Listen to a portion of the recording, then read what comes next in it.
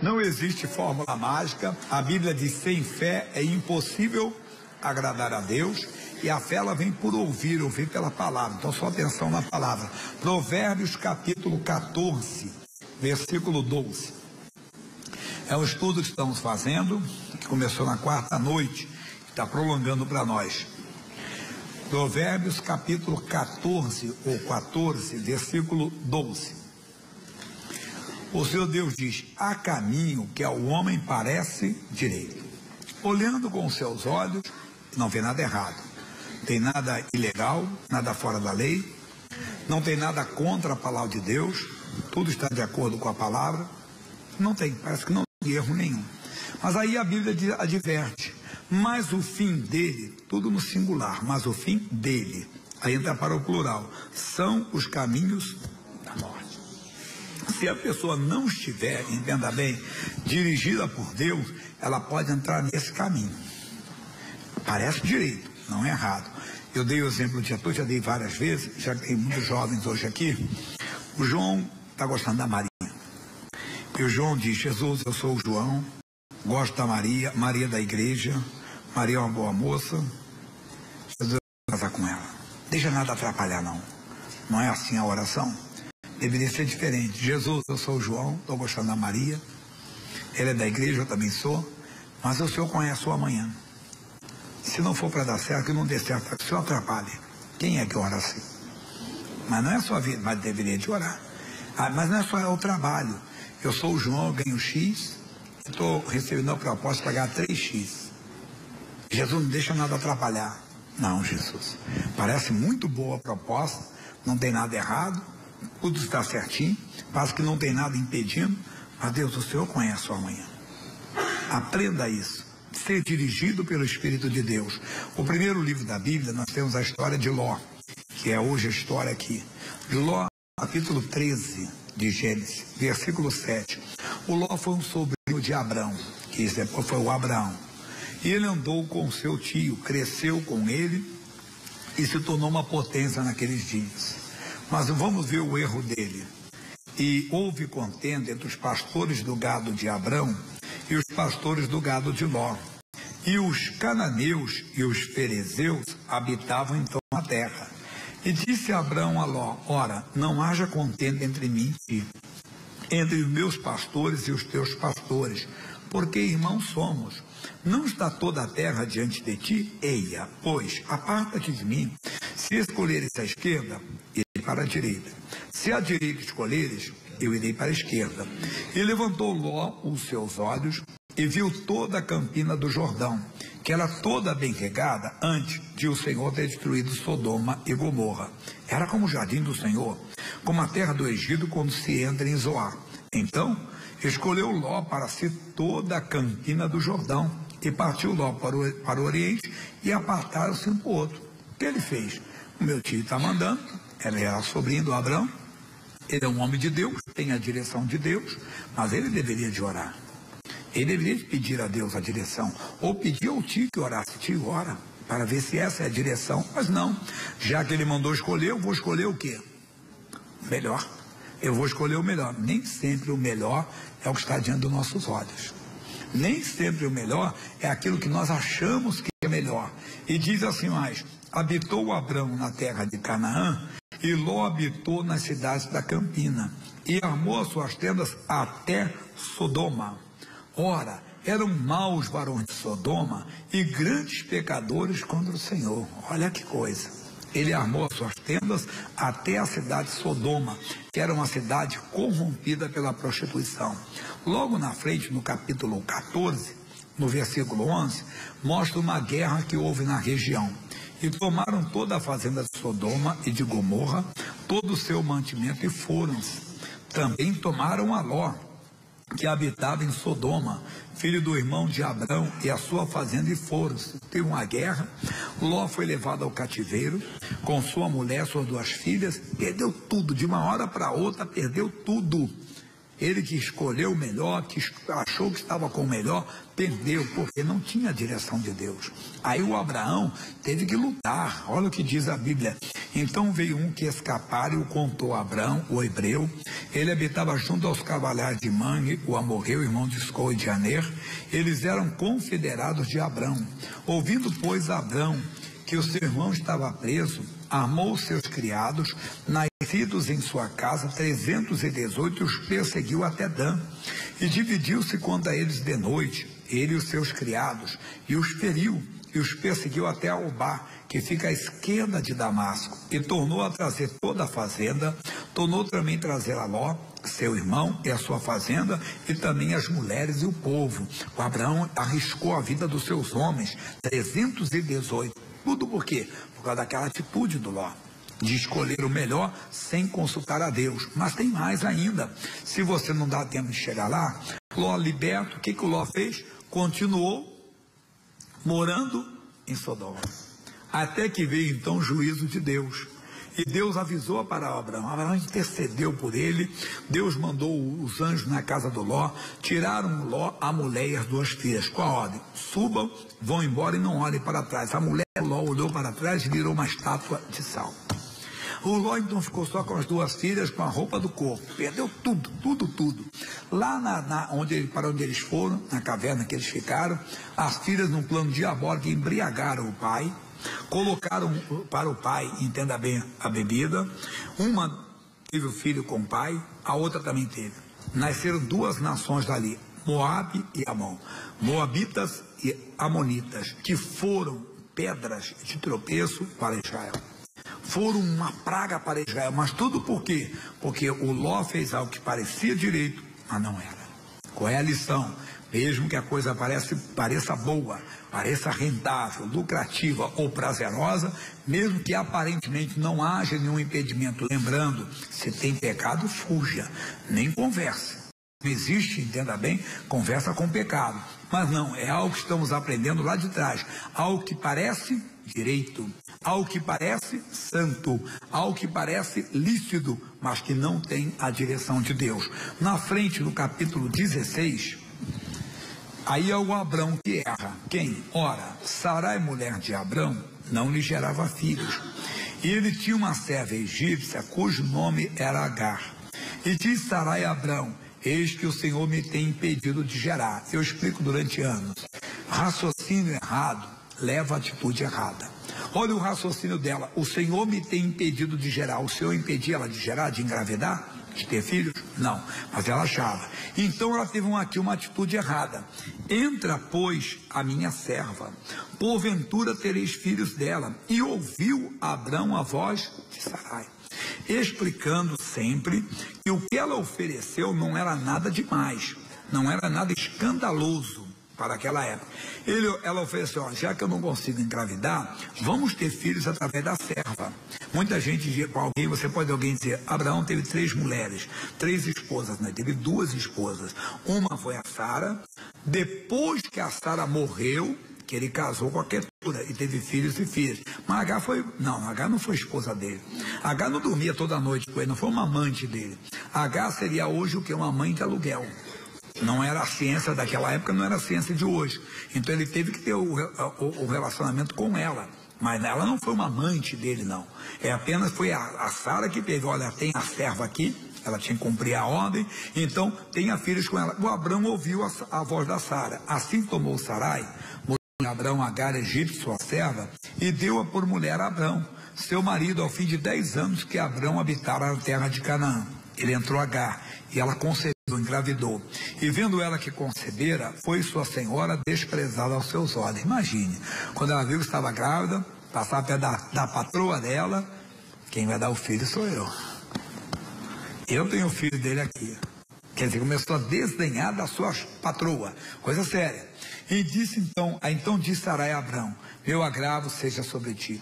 Minha serva pus em teu regaço. Vendo ela agora que concebeu, sou menosprezada aos seus olhos. O Senhor julgue entre mim e ti. Então lá entrou a discórdia, entrou uma contenda no lar, entrou uma discórdia. Por quê? Porque simplesmente eles estavam fora do plano de Deus. E muita gente está. No versículo 16 diz: Era Abrão da idade de 86 anos, quando Agar deu Ismael a Abrão. Sendo, pois, Abrão da idade de 99 anos, apareceu o Senhor a Abrão e disse-lhe: eu sou o Deus Todo-Poderoso. O que passasse 13 anos? Eu gosto sempre de lembrar o que aconteceu quando Abraão tinha 87, 90, 95. Não está registrado. O Abraão provou o silêncio de Deus. Tem muita gente provando o silêncio de Deus. Por quê? Porque entrou no caminho que parecia direito e não consultou Deus. E achou que estava no caminho certo e não estava. Ele está dizendo: Abraão, eu sou o Deus Todo-Poderoso. Abraão, eu não mudei. Eu continuo tendo o mesmo poder. Eu continuo o mesmo. E é verdade. Se eu não estou conseguindo uma bênção, não é o caso de Deus. Deus não se aposentou, vai se aposentar.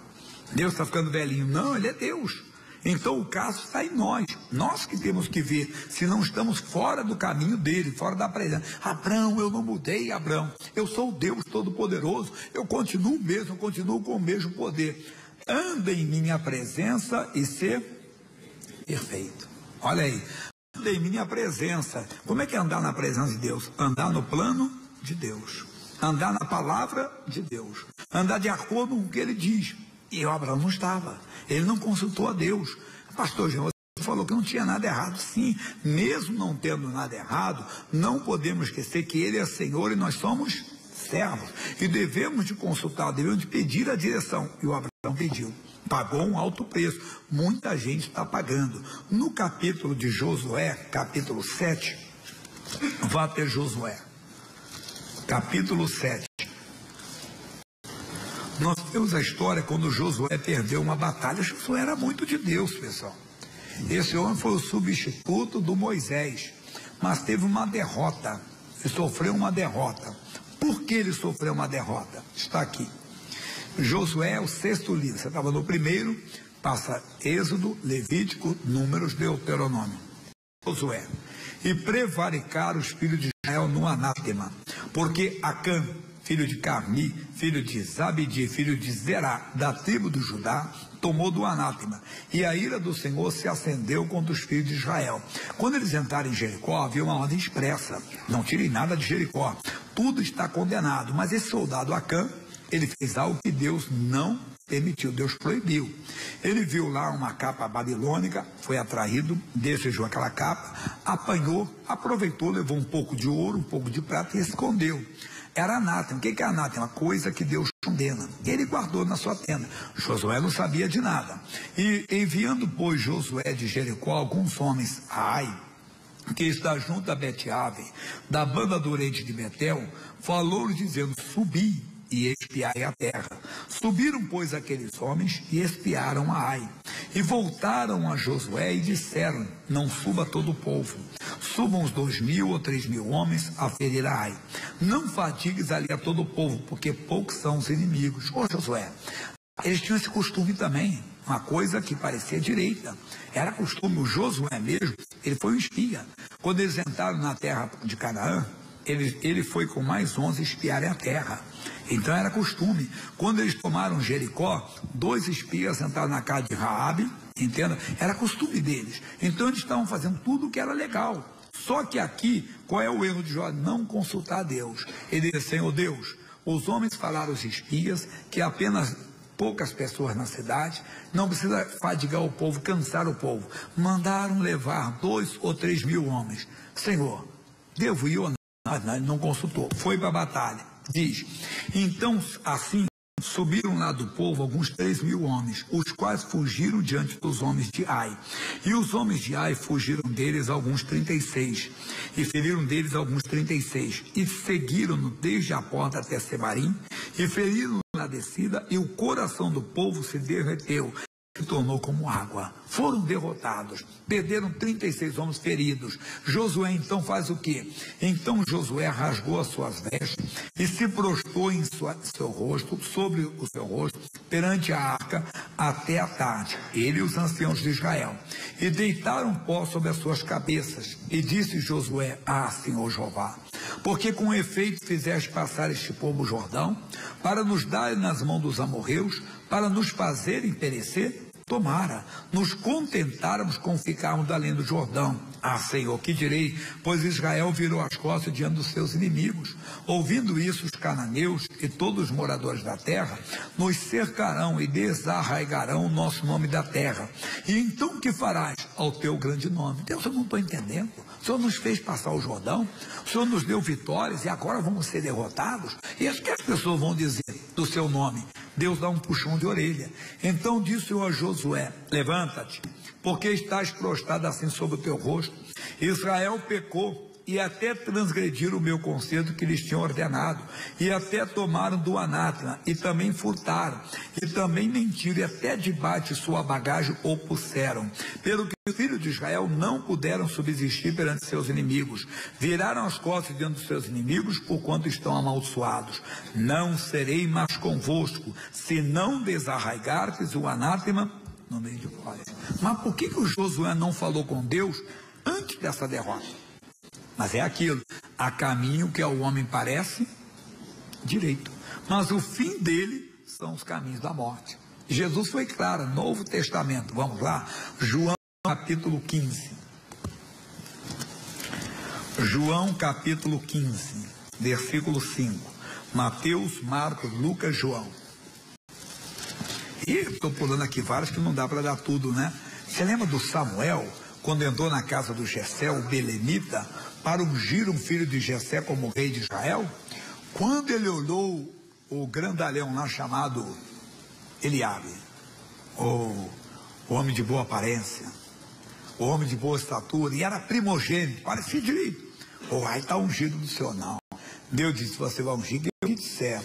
Senhor, ele disse: não atente para a sua aparência, nem para a sua estatura, porque eu tenho rejeitado. Porque Deus não vê como vê o homem vê o que está diante dos seus. Deus olha para o coração. É como o Ló. O homem só vê o hoje, o homem não vê o amanhã, Deus vê o amanhã. Nós erramos, como ele então está dizendo aqui, João 15, 5, eu sou a videira, vós as varas, quem está em mim e eu nele, esse dá muito fruto. Vamos lá, pessoal? Porque sem mim nada podereis fazer. Mas ele achava que poderia. Mas pastor Jaime, eu estou dentro da palavra, eu estou com a palavra. Calma, mesmo com a palavra nós temos que entender algo mais. Vamos aqui ainda no Novo Testamento, que vai nos ajudar bastante. Vamos agora para Romanos capítulo 8. Um pouquinho na frente aí, né? Novo Testamento. Romanos 8, 14.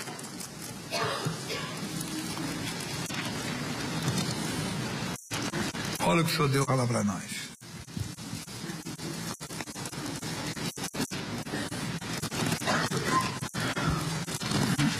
Versículo 14. O Senhor Deus diz assim: porque todos que são guiados por quem? Pelo Espírito de Deus, esses são os filhos de Deus. E como é que o Espírito Santo nos guia? Volta na Bíblia, não fica zangado. João 16, 13. João 16, 13. Só voltar, você está Romano, volta a Atos, João 16, 13. Mas quando vier o Espírito da verdade, ele vos guiará em toda a verdade, porque não falará de si mesmo, mas dirá tudo o que tiver ouvido e vos anunciará o que há de vir. Para quem está começando, deixa eu ler João 17, 17. Santifica-os na verdade, Jesus falando. A tua palavra é a verdade. Jesus é a palavra, então a palavra é a verdade. Olha aqui o que diz para nós, de João 16, 13. Mas quando vier aquele Espírito da verdade, ele vos guiará em toda a verdade. O Espírito Santo vai te guiar na palavra. Então, se você quer ter a direção, você é guiado em Jesus, na palavra de Deus. Não, tudo bem, mas eu estou dentro da palavra. Calma, vamos para João ainda, capítulo 5, versículo 39. 5:39.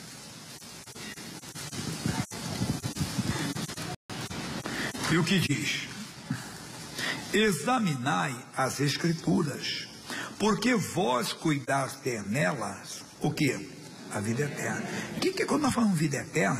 Nós só pensamos em vida sem fim, né? Não, a vida eterna é a própria vida de Deus. É o tipo de vida de Deus. João 10:10, o ladrão vem senão roubar, matar, destruir. Eu vi para que tenham vida e abundância. Todo mundo fala em vida, abundância, prosperidade. Também inclui, mas não é só isso. É a vida de Deus, o tipo de vida de Deus. Então, é na palavra que você examinando que você vai encontrar a vida de Deus. No livro de Marcos, capítulo 12, você está em João, volta a Lucas, Marcos, capítulo 12. Versículo 24.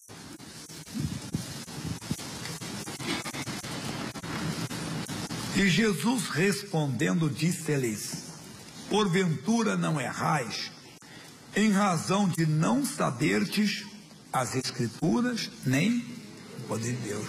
Pastor Jaime, tudo que eu fiz, tudo que eu faço, eu consulto a palavra, para ver se está de acordo. Amém. Primeiro passo. Mas tem que conhecer o poder de Deus. Qual o poder? A direção que Ele dá. Então você tem que orar. Não é só, como eu falei, lembra do início? Jesus, eu sou o João, quero casar com a Maria, porque João não pode casar com João, né? João só pode casar com Maria. Né? Eu quero casar com a Maria. Ela é da igreja, eu sou da igreja. Tudo bem. Primeiro, macho e fêmea. Largará o homem, o seu pai e a sua mãe, unir-se a sua mulher e serão dois uma só carne. Não tem disso. Quem quer seguir a palavra de Deus não pode ter outra coisa. Então, primeiro, macho e fêmea. Segundo, a mesma fé. Que comunhão entre a luz e as trevas. Então, a mesma fé. Está tudo certinho. Mesmo assim, tem que consultar. Por quê? Porque Deus não vê. Olha o poder de Deus. Deus não vê como vê o homem. O homem vê o que está diante dos seus olhos. Deus olha para o coração. Jesus, eu sou o João. Eu ganho X. Eu vou ganhar 3X na outra empresa. Não deixa nada atrapalhar. Não. Por quê? Porque eu estou vendo agora eu vou ganhar 3X. Mas daqui a 3 anos, 4 anos, 5 anos, será que aquela empresa de 3X vai existir?